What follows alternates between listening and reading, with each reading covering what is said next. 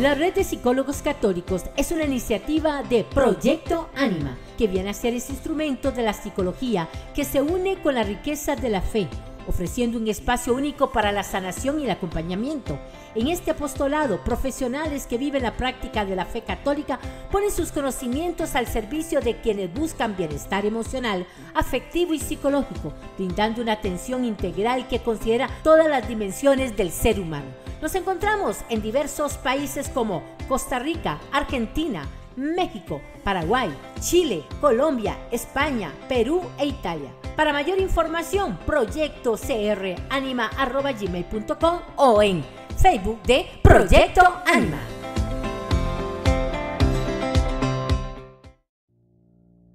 Bienvenidos a San Benedetto Collections, tu tienda en línea donde podrás adquirir artículos 100% católicos traídos directamente desde Italia hasta tus manos.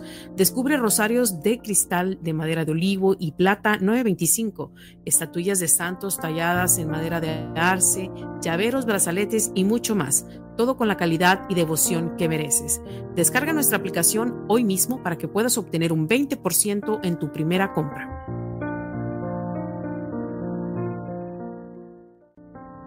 Caminando en la fe en compañía del apostolado apologético Don Bosco, en donde nos formamos y aprendemos a servir en una rama de la teología.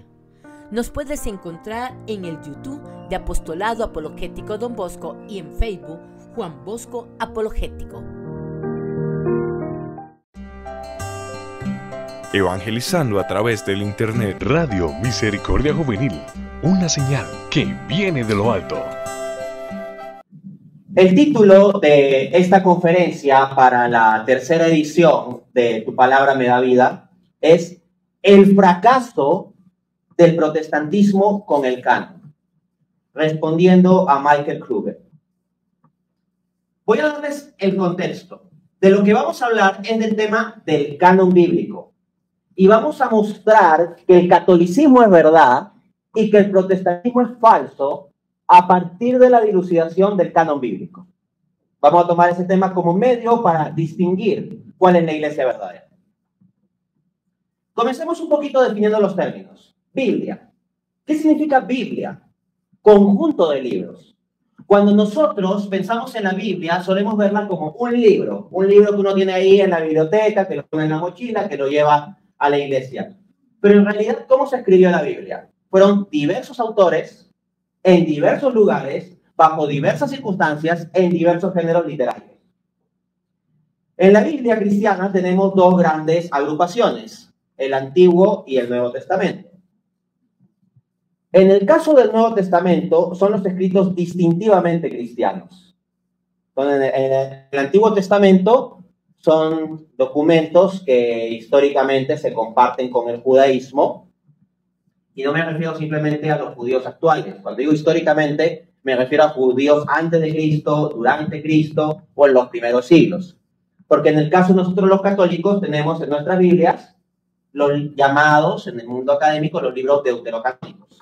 El canon católico consta de 73 libros. Los protestantes solo tienen 66. Ahora bien, esos 7 libros que faltan en Biblias protestantes, no digo que sobran en Biblias católicas, sino que faltan en Biblias protestantes, estuvieron también presentes entre los judíos. Y en mi canal de YouTube hay una lista de reproducción llamada Canon del Antiguo Testamento y ahí hay un montón de videos con un montón de información. Pero en esta conferencia me voy a concentrar en el canon del Nuevo Testamento, de los 27 libros del Nuevo Testamento. Cuando Jesús asciende a los cielos, esto lo encontramos en Mateo 28, dice, vayan a todas las naciones y enséñenles estas cosas, bautícenlos, etc. Tal como lo refleja Marcos 16:15, es vayan y prediquen el evangelio a toda criatura. O sea, Jesús no le dijo a los apóstoles, vayan, escriban la Biblia, terminen de escribir el Nuevo Testamento y luego reparten Biblias, ¿no? Así como hay ciertos grupos que te reparten unas Biblias azulitas con el Nuevo Testamento más los Salmos, ¿no? Ahí. Pero eso no fue el plan de Jesús. El plan de Jesús fue vayan y prediquen. O sea, primeramente una tradición oral. En el contexto de esa iglesia del primer siglo se comenzaron a escribir ciertos documentos y eventualmente vamos a tener algunos de esos documentos agrupados con el nombre del Nuevo Testamento. Pero no es que Jesús terminó de ascender a los cielos y bajó el Nuevo Testamento empastado con los 27 libros simplemente para adjuntarlo a un Antiguo Testamento supuestamente ya listo. No, esto no es así. Entonces, el canon bíblico se refiere al listado de libros. El canon se refiere a la lista de libros que constituyen Sagrada Escritura, que son libros inspirados. Por lo tanto, la discusión del canon es absolutamente fundamental, porque si decimos que un libro es canónico, estamos diciendo que es palabra de Dios. Y si decimos que no es canónico, es que no es palabra de Dios. Ahora bien, como acabo de explicar, la identificación del canon no es una cuestión automática, no es que ya vino empastada toda la Biblia. Y es aquí donde les voy a dar el argumento central de la conferencia. Esto nos permite dilucidar catolicismo versus protestantismo. En el catolicismo, nosotros podemos tener una identificación infalible de esa lista de libros infalibles. Cada libro de la Biblia, al ser inspirado por Dios, es infalible, es decir, no puede tener error. Pero, ¿quién identifica cuáles son realmente los libros de la Biblia? ¿Quién dice, este sí, este no? No hay una voz del cielo saliendo como un trueno diciendo, este es el listado de libros del Nuevo Testamento, ¿no? Eso lo tuvo que hacer la Iglesia.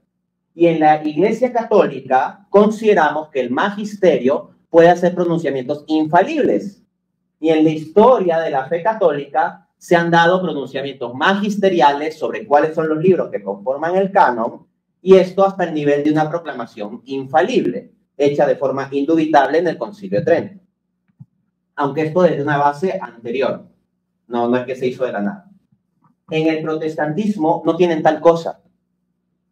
Los protestantes agarran la Biblia supuestamente para refutarnos a nosotros los católicos, pero ellos mismos no son capaces de justificar de modo infalible por qué tienen esos libros y no otros. ¿Quién determinó que sean exactamente esos libros? ¿Por qué son exactamente 27 libros en el Nuevo Testamento? ¿Por qué no 22 como tienen en las comunidades cristianas nestorianas? ¿O por qué no 35 como es la versión etíope de los cristianos etíopes, que son alrededor de 40 millones de cristianos? En Perú, los habitantes somos un tanto más de 30 millones. Pues bien, la iglesia etíope tiene más habitantes que todo el Perú y tienen una cantidad de libros mayor en el Nuevo Testamento. Entonces el asunto no es obvio y los protestantes no te pueden dar una identificación infalible del canon, porque para ellos la única regla de fe infalible, ¿cuál es? La Biblia. Ahora bien, ¿la Biblia trae su propio canon en algún momento? No hay ningún listado inspirado de cuáles son los libros inspirados. Y como supuestamente esa sería la única regla de fe infalible bajo el principio de la Escritura, los protestantes no cuentan con un sistema para dar una lista infalible de libros infalibles.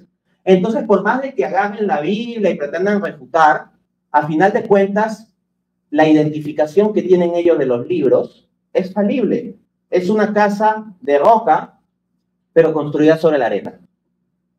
Y si se piensa que esto es una distorsión, resulta que uno de los más grandes teólogos protestantes de la historia, R.C. Sproul, llega a decir que la Biblia es una colección falible de libros infalibles. Entonces, los protestantes frente a esto van a intentar dar argumentos de cómo reconstruir el canon, de cómo reconstruir la lista de libros. Porque la tesis católica que estoy sosteniendo aquí es que se requiere la Iglesia Católica como infalible para la adecuada identificación del canon del Nuevo Testamento, de los 27 libros. No vamos a entrar. Frente a eso, los protestantes tienen que buscar algún modo de justificarlo sin apelar a una Iglesia Católica infalible. Y han buscado distintos modos. Y lo que les voy a traer en esta conferencia es el más relevante intento en el mundo académico protestante de justificar el canon de los 27 libros del Nuevo Testamento. Se trata de los planteamientos de Michael Kruger, por eso lo mencioné en el título de la conferencia. Le voy a dar la referencia. Michael Kruger es el más importante académico protestante en el área de la epistemología del Nuevo Testamento o del canon del Nuevo Testamento. Por epistemología nos referimos al análisis filosófico del conocimiento. Cómo llegamos a conocer qué son estos 27 libros y no otros. Él es el principal académico. En otras áreas habrá otros académicos más relevantes. Por ejemplo, en el área de la historia del canon es Lee pero en la epistemología del canon es Michael Kruger. Es PhD por la Universidad de Edimburgo, profesor del Reformed Theological Seminary y ministro de la Evangelical Presbyterian Church. Entonces no vamos a citar acá a cualquier youtuber protestante que dice cualquier cosa. O sea, vamos a ver qué argumenta el académico protestante más importante que ha hecho el intento de reconstruir el canon del Nuevo Testamento, y vamos a ver en qué medida lo logra. Desde ya les adelanto, va a ser un fracaso. Y eso no solo porque lo diga yo, sino que en mi argumentación voy a citar a múltiples académicos también. Y no tanto académicos católicos, que los podría citar, pero después si me escuchan protestantes me lo descartan diciendo, ay, que son católicos, ¿no? Voy a citar grandes académicos protestantes que van a problematizar los propios puntos de Kruger. Todas las citas de las palabras de Kruger se van a basar en un video que está en inglés, ¿no? El título es Which Canon is Right? With Michael Kruger, publicado el 12 de marzo de 2021. Yo voy a dar la cita textual traducida de las palabras de Kruger y el minuto en que en ese video van a encontrar esto. Entonces, vamos a ello. Lo que sigue la conferencia es que vamos a mostrar los mejores planteamientos del mejor académico protestante sobre este asunto, porque en una entrevista, o sea, uno trata de mostrar lo mejorcito. En un libro se puede explayar más, con más cuidado y todo eso, pero en la entrevista como que uno trata los más resaltantes, ¿no? Igual también tengo respuestas sobre los mismos libros de Kruger. En mi libro ¿Cuál es la iglesia verdadera? Interactúo con eso. Primera cita, dice Michael Kruger. Rápidamente te das cuenta de que si no tienes respuesta a por qué estos libros y no otros, todo tu concepto de autoridad bíblica se encuentra con un obstáculo bastante fuerte. Comienzo resaltando la honestidad intelectual de Michael Kruger. Michael Kruger es consciente de que si un protestante no es capaz, o cualquier cristiano no es capaz de dar una respuesta sólida sobre el canon, o sea, cuáles son los libros que componen la Biblia y por qué esos y no otros, su concepto de autoridad bíblica se debilita. Por tanto, si mostramos que los protestantes fracasan respecto de justificar el canon, entonces el concepto de autoridad bíblica de ellos se debilita. Y entran en graves problemas porque supuestamente ellos se basan en la Biblia. Cabe mencionar también que con estas palabras Kruger refuta a ciertos apologetas protestantes de Internet que dicen: el principio de sola escritura es independiente de cuál sea el canon. No, lo que Kruger dice es, tú no puedes afirmar un concepto fuerte de autoridad bíblica si es que no tienes clara una respuesta sobre el canon. Kruger va a plantear un conjunto de criterios para intentar justificar el listado de 27 libros. Vamos a ver cada uno de esos criterios. Primero, criterio de autoconciencia autoral. Dice Kruger: yo hice un argumento significativo, esto está en el minuto 6 del video. Yo hice un argumento significativo de autoconciencia autoral. Cuando los autores escribieron, yo sostengo que ellos sabían lo que estaban haciendo cuando estaban escribiendo libros autoritativos para la iglesia. Y estaban, en particular, escribiendo con autoridad apostólica. O sea, lo que plantea Kruger es que los autores del Nuevo Testamento, todo esto lo voy a centrar en el Nuevo Testamento y el enfoque Kruger también se centra ahí, aunque hace también algunos comentarios del Antiguo y alguna cosa dirá esto, es que los que escribieron los libros del Nuevo Testamento tenían una autoconciencia de lo que estaban haciendo. ¿Ok? Esto se ve de forma muy evidente en ciertos libros bíblicos. Miren cómo inicia Apocalipsis. Apocalipsis 1:1.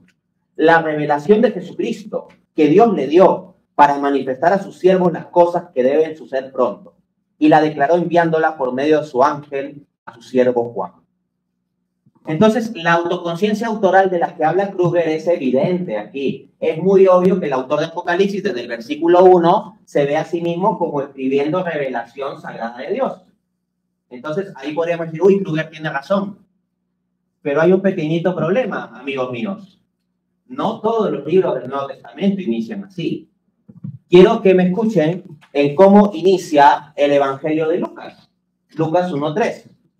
Me ha parecido bien, después de haber investigado con diligencia todas las cosas del principio, escribírtelas en orden, oh excelentísimo Teófilo. O sea, Lucas no dice, Yo, Lucas, recibí una revelación del Señor que es palabra de Dios y aquí por el ángel que el Señor me envió lo pongo por escrito por mi autoconciencia autoral de estar escribiendo palabra inspirada de Dios. No. Lucas dice, mira, lean el inicio del Evangelio, de hecho pueden ver del versículo 1 al 3, comienza diciendo que hay muchas narraciones sobre los hechos en torno a Jesús, que hay varias circulando y que no necesariamente están en orden y que él se ha dedicado a reportar las cosas, investigándolas bien, pero escribiéndolas en orden. Y él dice, después de haber investigado con diligencia. O sea, no dice el Señor me reveló. Él plantea las cosas en términos de su investigación personal. Con esto no estoy diciendo que el Evangelio de Lucas es un escrito meramente humano. Es un escrito inspirado. Pero lo que estoy mostrando es que no todo escrito bíblico tiene la autoconciencia explícita de parte de su autor de, oh, estoy escribiendo escritura inspirada. No es un requisito, tanto lo que plantea Kruger. En 2 de Juan, versículo 1, dice, el anciano a la señora elegida y a sus hijos, a quienes amo en la verdad. No dice, recibí esta revelación de Dios. Dice, estoy escribiendo una carta personal a una señora cristiana, a una dama cristiana, a la que amo mucho y amo también a sus hijos y les escribo una carta. 3 de Juan, versículo 1, dice, el anciano a Gayo. Entiéndase por anciano presbítero, o sea, la forma de decir sacerdote. Entonces, es simplemente una carta de un sacerdote a un miembro de la comunidad cristiana. No, de nuevo, no estoy diciendo que no sean libros inspirados. Lo que estoy diciendo es que fracasa el criterio de Kruger porque no alcanza para reconstruir el Nuevo Testamento. Funciona muy bien con Apocalipsis, pero no se lee muy bien con Lucas 1.3, 2 de Juan 1 o 3 de Juan 1. No estoy diciendo que la Biblia fracasa, estoy diciendo que fracasa el criterio protestante, o al menos de este académico protestante, para identificar la Biblia. Pero no solo eso, amigos míos. El argumento de Kruger es inadecuado porque les cuento que en el mismo siglo I los documentos del Nuevo Testamento no eran los únicos escritos cristianos. Habían otros escritos del mismo siglo I. La Didache, Primera de Clemente, el Pastor de Hermas, algunos lo datan en siglo I, y la Epístola de Bernabé tiene un rango de datación que en la parte inferior también alcanza el siglo I. Y algunos de estos documentos se presentan a sí mismos directamente como escritos por el Espíritu Santo o como enseñanza apostólica vinculante. Les demuestro. Dice la Didache que varios académicos datan en torno al año 50 o 60, o sea, es anterior hasta varios documentos de nuestra Biblia. Y no es un documento herético. De hecho, yo les animo a leer la Didache. Que no sea canónico no significa que sea herético. Por ejemplo, los escritos de San Agustín, los libros de San Agustín, ¿son canónicos? No, porque no son parte de la Biblia, pero ¿son heréticos? No, o sea, son escritos de un santo padre de la iglesia, ¿no? Entonces, la Didache es un documento cristiano. Dice, en los capítulos 6 y 11. Cuida de que nadie te aparte de este camino de la doctrina, porque el que te enseñen, porque ese tal te enseña en contra de Dios. Noten eso, o sea, la Didache identifica que al que se aleja de la propia enseñanza de la Didache te está hablando contra Dios. Suena como palabra de Dios, ¿no? Como que no se presenta explícitamente así, pero vamos, o sea, en términos de que suena. Luego dice, quien quiera pues que venga ustedes y les enseñe todas las cosas que se han dicho antes, recíbanlo. Cuando dice todas las cosas que se han dicho antes, ¿a qué se refiere? A los capítulos anteriores del mismo documento. Recíbanlo. Pero si el mismo maestro extraviado les enseña otra doctrina para que ustedes se dividan, no le presten oído. Entonces es como que tú aceptas o no a alguien en función de que cuadre o no con lo que dice los capítulos anteriores de la Didache. Entonces la Didache se presenta a sí misma como teniendo mucha conciencia autoral de lo que hablaba Kruger. Bajo el argumento de Kruger tal vez debimos meter la Didache al canon. Dice la carta Primera de Clemente. Primera de Clemente es un documento cristiano que la mayoría de académicos data en el año 96. Fue escrito por el obispo de Roma, o sea, el Papa Clemente. En el capítulo 63 dice algo bien fuerte, cito.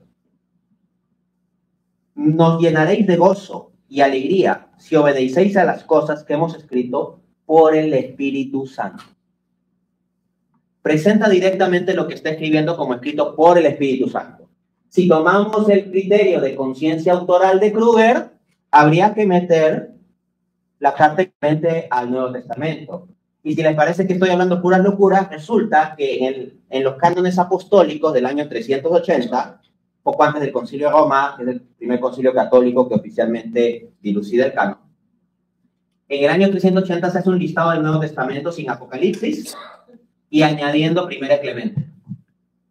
Y hay comunidades cristianas que tienen a Primera Clemente entre sus documentos canónicos, como los etíopes, por ejemplo. Entonces es obvio que este criterio de Kruger fracasa, porque dejaría fuera libros como el Evangelio de Lucas e introduciría dentro, ¿no? Hasta voy a ser redundante con tal de que se entienda, libros no canónicos como Primera Clemente. Fracaso. Vamos a ver el segundo intento de Kruger, criterio de referencia cruzada. En el minuto 8 del referido video dice Kruger: tenemos algunos escritos del Nuevo Testamento, referenciando a otros documentos del Nuevo Testamento como escritura.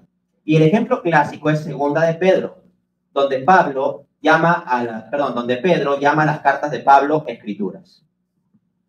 Lo que es interesante acerca de ese pasaje es que se está refiriendo a una colección de cartas paulinas, no solo una carta. Es toda una colección de libros. Aparentemente hay un corpus circular. En 1 Timoteo 5:18, Pablo cita un pasaje del Antiguo Testamento, junto con lo que podríamos llamar una cita cristiana misteriosa. El obrero es digno de su sangre. La única correspondencia que encontramos en toda la historia cristiana temprana es el Evangelio de Lucas. El criterio de validación cruzada que plantea Kruger es, mira, unos libros se pueden validar a otros. Entonces, en Segunda de Pedro, el apóstol Pablo llama escrituras a las cartas de... el apóstol Pedro llama escrituras a las cartas de Pablo. Entonces, eso significa que ya tenemos validadas las cartas de Pablo por medio de Segunda de Pedro. Y por otra parte, en 1 Corintios 5:18, Pablo llama escritura citando una frase que está solo en el Evangelio de Lucas. Así que se valida Lucas como escritura. Entonces, es el criterio de validación cruzada. Vamos a mostrar el fracaso del argumento de Kruger. Lo primero es que comete una falacia de petición de principio. O sea, está presuponiendo lo que debería probar. Kruger no me puede presuponer que Segunda de Pedro es Biblia, palabra de Dios. Primero lo tiene que demostrar, porque su argumento se basa en apelar a Segunda de Pedro para validar las cartas paulinas. Pero no me ha demostrado que Segunda de Pedro sea parte de la Biblia. Luego apela a 1 de Timoteo 5, pero tampoco lo ha demostrado, lo está presuponiendo. Y como el asunto es reconstruir el canon, no debería presuponerlo, tiene que demostrar cada libro. Los católicos, en cambio, tenemos una proclamación externa explícita del magisterio dándonos el listado. No dependemos de simplemente la contingencia de criterios, aunque se puedan usar, claro está, o tener en cuenta. El segundo problema que tiene el argumento de Kruger es lo que aquí llamo el problema del eslabón más débil. ¿Cuántos documentos logramos validar con la cita de 1 de Timoteo 5? Solo uno, el Evangelio de Lucas, nada más. Pero con la cita de 2 de Pedro, que validé como escritura las 4 cartas de Pablo, ¿cuántas serían? 13 o 14. O sea, cerca de la mitad del Nuevo Testamento. Entonces, está interesante. Pero tiene el problema del eslabón más débil. De todos los libros, de los 27 libros del Nuevo Testamento, ¿cuál creen que es el más cuestionado respecto a su canonicidad, autoría, datación, el más dudoso de todos? ¿Resulta que no? Sí. Se puede pensar eso. Si ustedes investigan la literatura académica, el libro más dudado de todos es Segunda de Pedro. Es Segunda de Pedro. El punto es que el argumento de Kruger para validar la mitad de la Biblia se basa en ¿qué libro? En el más dudoso de todo el Nuevo Testamento. Es como que acá tengamos que cargarnos unos a otros y al que lo ponemos a cargar a 14 personas es al más flaquito y débil y pequeño, ¿no? Así. Y decimos, estamos muy seguros. Lo voy a demostrar, este punto. Dice Ernst Käsemann, teólogo luterano, en su artículo An Apologia for Primitive Christian Eschatology en Essays of New Testament Themes, SMC Press, London, 1964, página 169. Cito: Segunda de Pedro es tal vez el escrito más dudoso en el canon. Entonces, de hecho, los académicos protestantes, D.A. Carson y Douglas Moo, llegan a decir que hay prácticamente un consenso académico en que el autor de 2 de Pedro no sería el apóstol Pedro. Ojo, con esto yo no les estoy diciendo que el autor no sería el apóstol Pedro, no se lleven el mensaje equivocado. De hecho, yo considero, uno, que los 27 libros son canónicos y creo que son escritos del siglo I y con las autorías que tradicionalmente se plantean. Yo creo que 2 de Pedro fue escrito en el siglo I por el apóstol Pedro. Pero, ¿qué pasa cuando tú no tienes la autoridad de la iglesia definiendo infaliblemente esto? Que a veces tienes el consenso de académicos, la mayoría de ellos protestantes a veces, que te dicen, oye, 2 de Pedro parece que no lo escribió Pedro. ¿Qué haces con eso? El argumento de Kruger es débil. Quiero que quede muy claro que el objeto de esta conferencia no es que se dude de los libros del Antiguo Testamento. Cada uno de ellos puede ser defendido. El objeto de esta conferencia es mostrar que los criterios protestantes para reconstruir el Nuevo Testamento no bastan. Y que como católicos debemos estar contentos de tener una iglesia que pueda hacer pronunciamientos infalibles y que no depende de lo que diga cada académico. Alguno dirá, Dante, pero me preocupa que haya un consenso académico en contra de 2 de Pedro. Mira, hay consensos académicos de muchas cosas. En el siglo XIX había casi un consenso académico de que Poncio Pilato era un personaje inventado, que no había existido. Y en el siglo XX se descubrió evidencia arqueológica de la existencia de Poncio Pilato. Los consensos académicos pueden variar. Bueno, entonces, ahí no hay problema. Vamos a ver qué pasa con Primera de Timoteo. Porque el otro eslabón era 1 de Timoteo para validar a Lucas. Pero resulta que 1 de Timoteo es uno de los documentos más discutidos dentro de las cartas de Pablo. Se discute si realmente lo escribió Pablo. De nuevo, yo creo que 1 de Timoteo lo escribió Pablo. Pero fuera de la autoridad de la iglesia que define esto, el asunto queda nebuloso. Porque miren lo que nos dice Daniel Wallace, tal vez el académico protestante más importante del área de crítica textual, PhD por el Dallas Theological Seminary. En su artículo, 1 Timothy, Introduction, Argument, Outline, publicado en www.bible.org, dice, la autoridad de las llamadas epístolas pastorales, 1 de Timoteo, 2 de Timoteo y Tito, es más cuestionable que la de cualquier otra de las cartas del Corpus Paulino. Más de 170 palabras halladas en las epístolas pastorales no se encuentran en otras epístolas paulinas. De nuevo, considero que las epístolas pastorales las escribió Pablo, hay un montón de argumentos para eso. Pero nos quedamos en el mero mundo de la cita de los académicos y los argumentos y los criterios, y no tenemos una iglesia que pueda decir infaliblemente esto es así. La colección siempre se basará en criterios falibles o de aplicación falible. Luego, hay un problema muy grave del argumento de Kruger. El tema del Corpus Paulino. Porque Kruger dice que cuando San Pedro habla de las cartas de Pablo se refiere a un Corpus Paulino circular. Ya, genial. Pero ¿cuántas y cuáles son las cartas de Pablo? No es que haya salido una voz del cielo diciéndonos cuántas y cuáles son las cartas de Pablo. Y si nos vamos a la mera investigación histórica, los historiadores discuten. Entonces, si no hay una definición infalible por parte de la iglesia, seguimos en incertidumbres. Miren lo que nos dice, por ejemplo, Jack Savoy en su artículo Authorship of Pauline Epistle Revisited, publicado en el Journal of the Association for Information Science and Technology. Volumen 70, número 10, 2019. Página, el artículo está de la 1089 a la 1097, cito. En los escritos atribuidos a Pablo, Hebreos y las epístolas pastorales, 1 de Timoteo y 2 de Timoteo y Tito, son los más discutidos. Justo ustedes mencionaron Hebreos correctamente como uno de los libros más discutidos, ¿no? Pero el más dudado es 2 de Pedro. Vuelvo a la cita. Los resultados de la verificación no revelan ninguna proximidad estilística con las otras 7 cartas.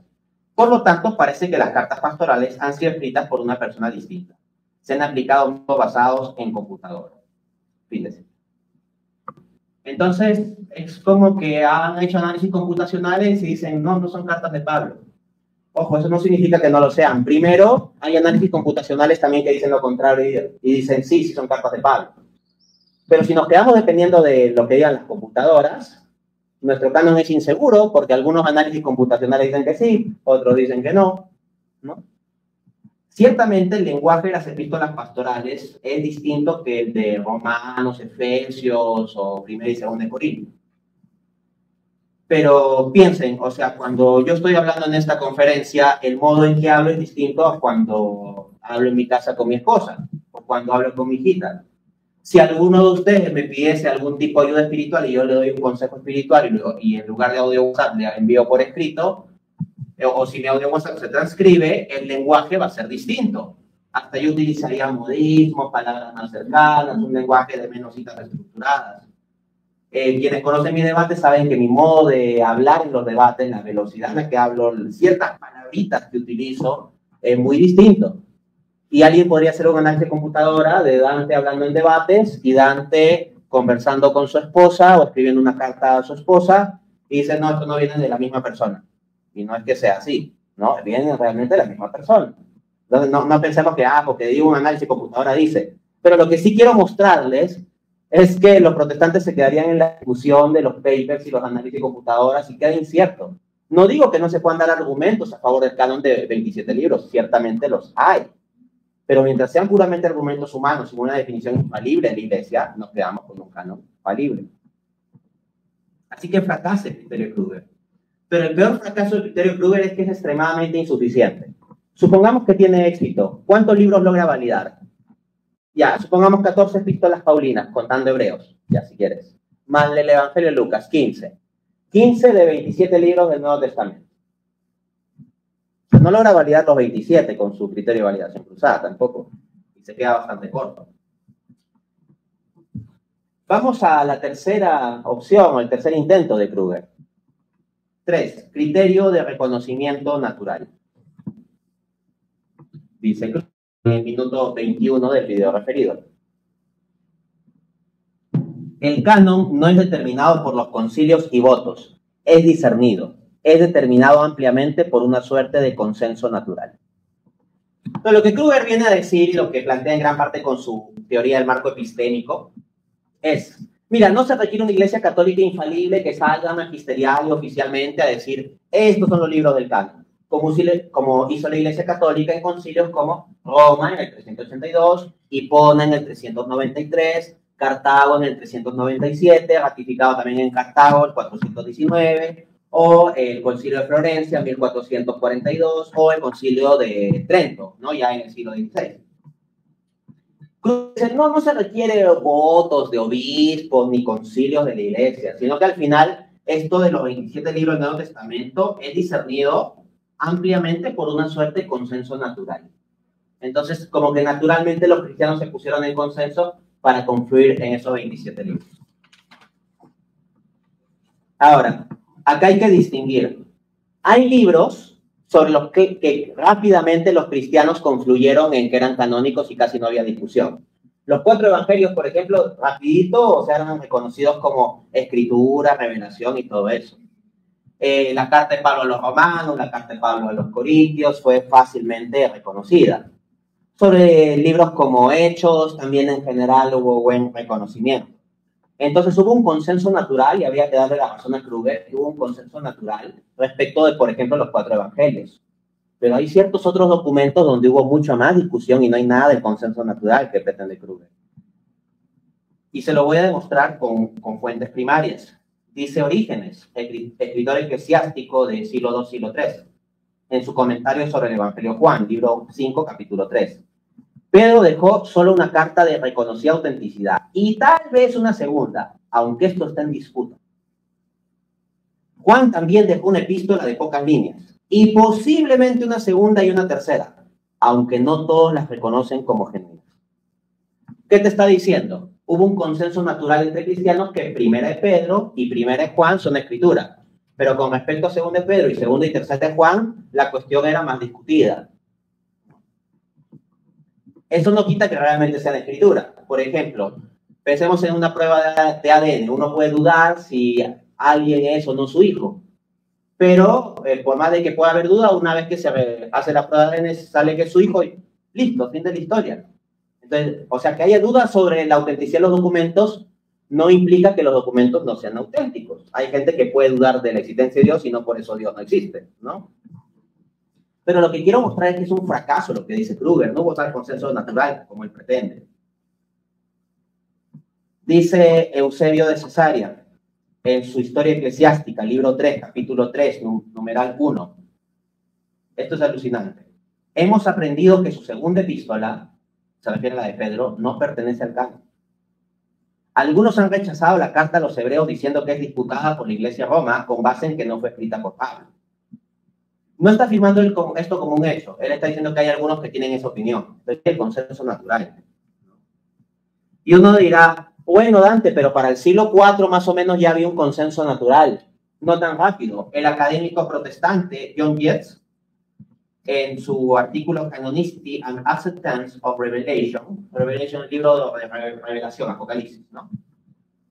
Dice, para la iglesia en Oriente, Apocalipsis fue desconocido por 4 siglos. No fue incluido en la versión peshita del Nuevo Testamento. A su vez, Geoffrey Mark Hahnemann, académico protestante, PhD por la Universidad de Oxford, en su artículo The Muratorian Fragment and the Origins of the New Testament Canon, en el libro de Lee Matthew McDonald y James Sander, editores de Canon Debate, Baker Academy, Grand Rapids, 2013, capítulo 24, dice, Hebreos falta o se menciona como disputado en más de un tercio de la lista del siglo IV. Entonces les estoy demostrando con académicos protestantes que no solo en los primeros 3 siglos o hasta el siglo IV con Orígenes y Eusebio de Cesarea había dudas sobre ciertos libros, sino que ya en el siglo IV entrado había estas dudas. Por tanto, cuando la Iglesia Católica en concilios de finales del siglo IV, Roma, Hipona, Cartago, da una definición oficial en donde coinciden en los libros, están dando una definición de algo que se necesitaba definir, que no era un consenso natural obvio. Así que fracasa el recuento que pretende hacer.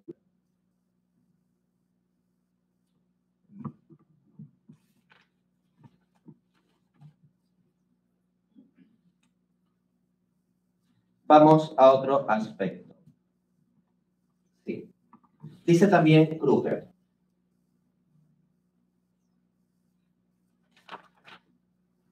Un segundito.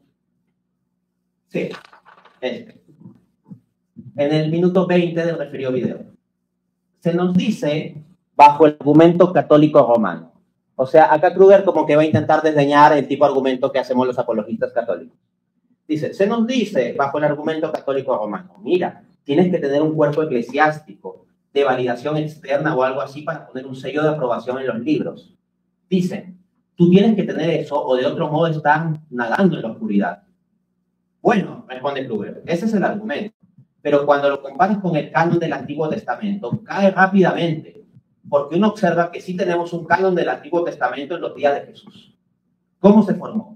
¿Hubo algún misterioso cuerpo eclesial infalible de los judíos que declaró que fuera así? No, no hubo nada, ni siquiera remotamente como eso. Fin de cita. Se lo voy a traducir en términos más sencillos. Lo que está diciendo Kruger es algo como lo siguiente. En el siglo I, cuando vino Jesús, los judíos tenían ya su Antiguo Testamento. Pero no hubo ningún concilio judío que dijera, nosotros de forma infalible decretamos que este es el listado de libros del Antiguo Testamento.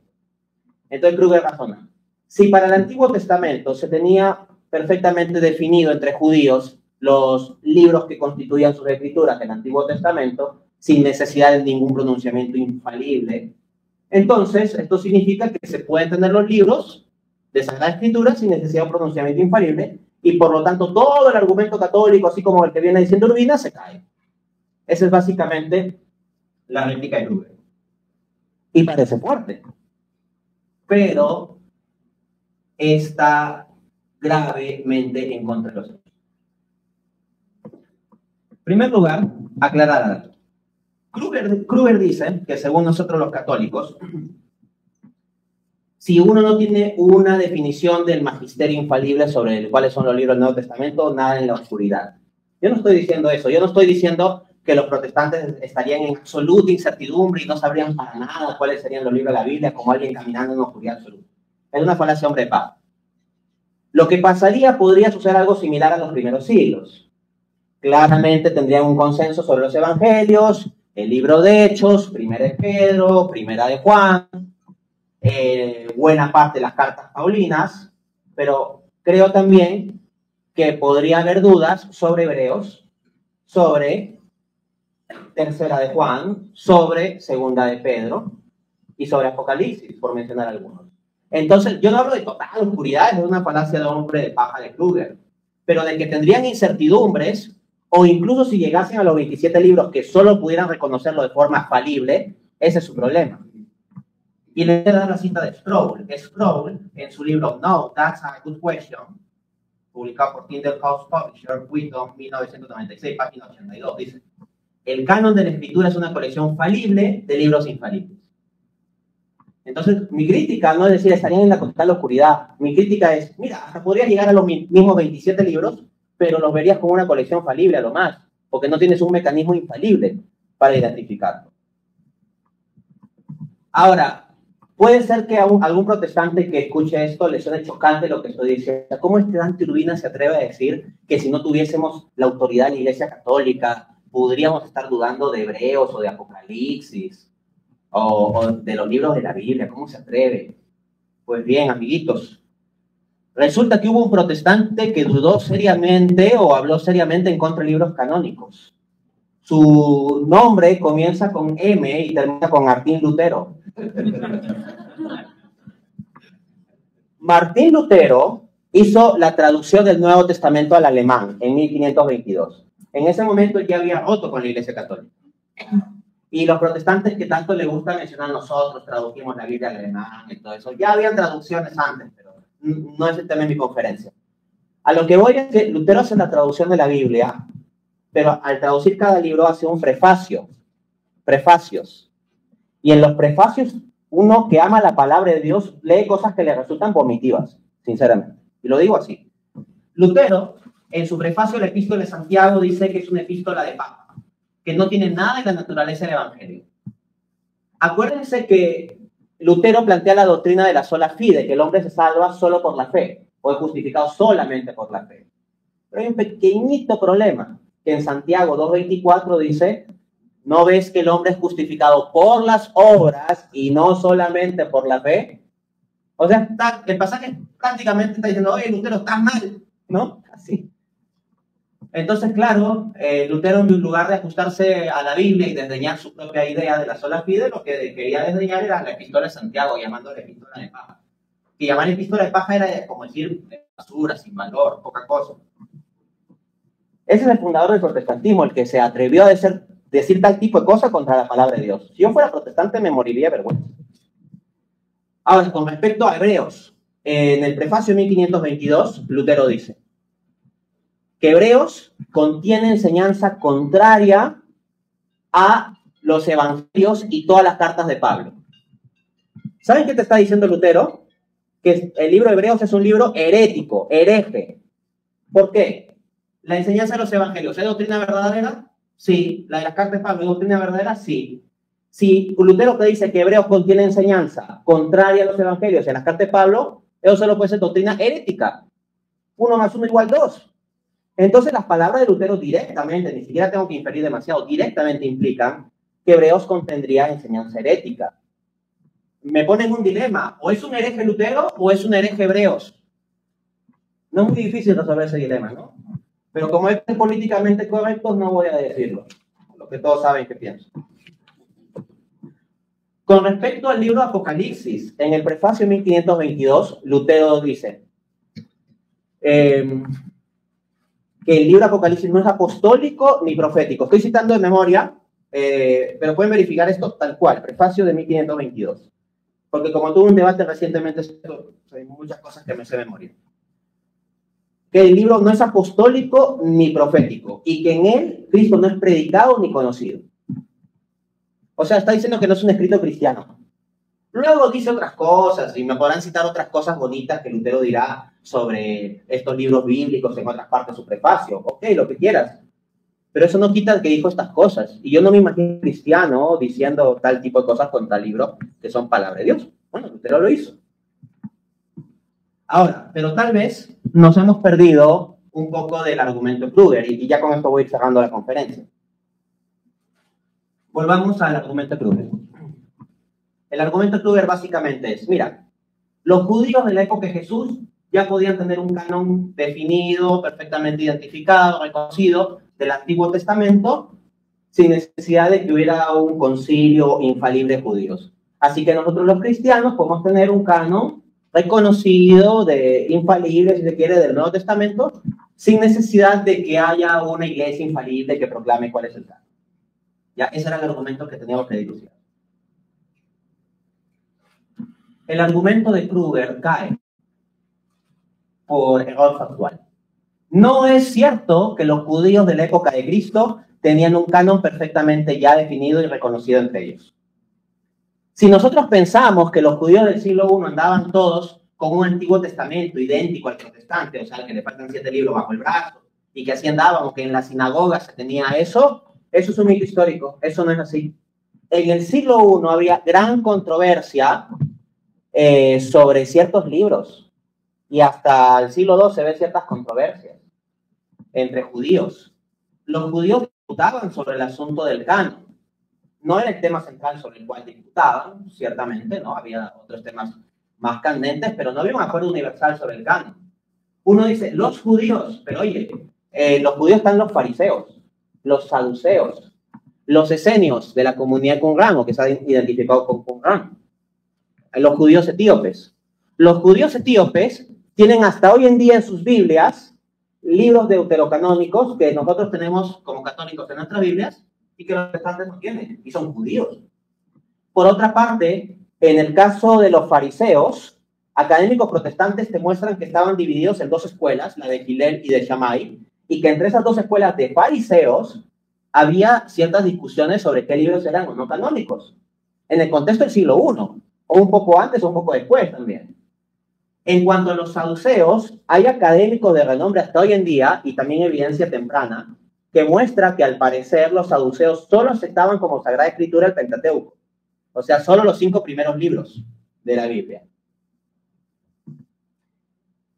No me voy a explayar dando esos argumentos, pero lo que le quiero mostrar es eso. Aparte, los esenios de la comunidad Qumran, que son de unos pocos siglos antes de Cristo, y que fueron destruidos en torno al año 68. Entonces, es una comunidad judía que existió hasta después de la muerte de Cristo, desde el siglo I. Resulta que en las cuevas de Qumran te encuentras, por ejemplo, el libro de Eclesiástico, o Ben Sirach, que tenemos los católicos en nuestra Biblia y que no tienen los protestantes, escrito con un estilo especial de disposición de texto que es prácticamente exclusivo de documentos canónicos en el marco poético. O sea, parece haber evidencia de que habrían considerado este libro, por ejemplo, como canónico. Entonces, no es cierto que había un consenso. Y les voy a citar a 3 académicos protestantes que detonan el falso presupuesto de Kruger de que, sí, los judíos ya tenían reconocido sin ninguna necesidad de autoridad infalible. No, o sea, había dudas y discusiones. Y hoy en día los judíos convencionales, porque hay los etíopes y otros, coinciden en un Antiguo Testamento que corresponde con el protestante. Sí. Pero ¿saben cuándo tomaron la decisión esa así de forma explícita? En el siglo II, después de Cristo. ¿De qué judíos estamos hablando? De judíos no solo postcristianos, sino anticristianos. Y si suena feo lo que digo, pues sonará feo la enciclopedia judía, porque la enciclopedia judía dice, en primer lugar, que los judíos cerraron la 3ª sección de su Biblia ya bien entrado el siglo II. Eso lo dice la enciclopedia judía edición 2007. Y la enciclopedia judía clásica nos dice también que los judíos desdeñaban los libros deuterocanónicos porque eran usados por los cristianos.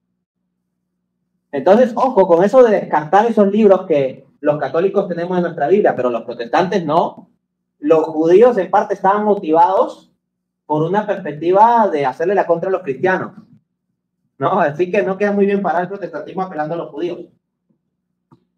Dice Albert Sandberg, académico protestante, PhD por la Universidad de Harvard, en su libro The Bible Canon, en su artículo The Bible Canon and the Christian Doctrine of Inspiration. Union Seminary Review, volumen 29, número 4, 1975, página 358. Miren esta cita de bomba. La herencia de la iglesia fue desde el judaísmo, pero este era un judaísmo sin canon. La iglesia heredó escrituras del judaísmo, pero no un canon. En otras palabras, los libros que tenemos en el Antiguo Testamento, ¿dónde vienen? De los judíos. Pero en el siglo I, cuando surge la iglesia, los judíos no nos habían dado una tarjeta que decía, mira, acá está el listado indiscutible del canon. El listado del canon del Antiguo Testamento tuvo que ser dilucidado por la iglesia. Dice el académico protestante Craig Evans, autor de más de 600 artículos académicos, en su artículo The Scriptures of Jesus and His Earliest Followers, en Lee Martin McDonald y James Sander, editores de Canon Debate, Baker Academy, Grand Rapids, 2013, capítulo 11. Incluso en el primer siglo después de Cristo, la tercera división del canon no estaba claramente definida, por cuando el orden y contenido de esa división siguen siendo inciertos. Entonces, hasta el canon del Antiguo Testamento tuvo que ser dilucidado por la Iglesia cristiana. Los judíos no tenían una lista infalible de libros infalibles en el siglo I, y la primera lista oficial explícita que tenemos es del siglo II, con judíos anticristianos. Hay protestantes que intentan apelar, junto con Kruger, a Flavio Josefo. Flavio Josefo era un anticristiano, punto 2 era de postcristiano también, pues desde finales del siglo I. Su lista es en torno al año 90. Y por otra parte, factualmente se encuentra que lo que decía Josefo no era una lista universal. Y encima de todo, Josefo no da una lista. O sea, en el escrito de Flavio Josefo lo que hay es una referencia a unos libros, pero no dice exactamente cuáles son. Te dice cuántos son, pero no cuáles. El punto es que en la cantidad de libros que él dice, uno dirá, ya, pero si te dice cuántos son, tú fácil dilucidas cuáles son. No, porque los judíos agrupan los libros de distintas formas. Y en los padres de la iglesia cristianos tú también ves reflejado eso. Los padres de la iglesia dicen, los libros del Antiguo Testamento son 22 o 24, y los agrupan de un modo tal que te terminan metiendo deuterocanónicos. No, porque hay protestantes que dicen, mira, pero acá decían que la lista era 22 o 24, que corresponde a la agrupación judía. Ya, pero cuando tú entras a la lista te encuentras deuterocanónicos también. Lo que quiero en resumen decir es que el asunto del canon es complejo. Humanamente, si quedásemos al puro asunto humano y vemos esto de modo puramente humano, pues simplemente nos quedamos en una complejidad. ¿No es razonable entonces pensar que la providencia divina protege a su iglesia para que infaliblemente pueda identificar los libros sin error y sin posibilidad de error, es decir, de modo infalible? Sí, entonces la iglesia identifica los libros de modo infalible. Pero de todos los grupos cristianos, ¿cuál es el único que dice que el magisterio puede actuar de modo infalible para cosas como esta? Los católicos. Así que o el catolicismo es verdad o nos quedamos con una Biblia meramente falible. Creo que es obvia cuál es la opción razonable. Muchas gracias.